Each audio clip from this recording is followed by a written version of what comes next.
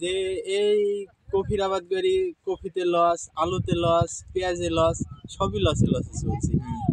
এতে সরকারের কোনো দোষ থাকে না, সরকারের দোষ থাকে এতে। এতে সরকারের দোষ কি? এতে তো সরকারের দোষ না। হ্যালো দর্শক বন্ধুরা, একটা কৃষক ভাই পেয়েছি। সেই কৃষক ভাইয়ের মুখে আমি কিছু কথা শুনতে চাই যে কফির যে হাল, কফি গরুর জন্য কেটে নিয়ে যাচ্ছে। তা চাষিরা কেমন অবস্থায় আছে আপনি একটু বলবেন? চাষিরা খুব ভালো অবস্থায় আছে, না খেয়ে আছে, না খেয়ে, মানে এই বছরে খুবই অবস্থা খারাপ, অবস্থা করুন। চাষিদের এবার খুব হাল। তো এই যে এক বস্তা কফি নিয়ে গরু খাওয়াবেন, তাই না? তো আপনি চাষাবাদ করছেন নি? হ্যাঁ করছি। তো দেখছেন দর্শক বন্ধুরা যে অনেকগুলো কফি, যে এই কফির কোনো দাম নাই, মূল্যহীন কফি। আপনি যদি নিতে চান ফ্রি আমার জেলায় এসে নিয়ে যাবেন। তো আপনার বাসা কোন পাড়ায়? আমার বাসা ধারাপাড়ায়। তো ধারাপাড়ায় দেখছেন ওই যে আমার একটা চাচা কফি কাটতেছে।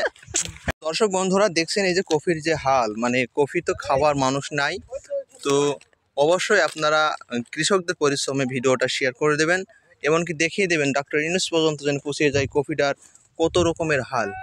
তো দেখছেন কি এই যে কফি, এই কফি খাবে কিটা?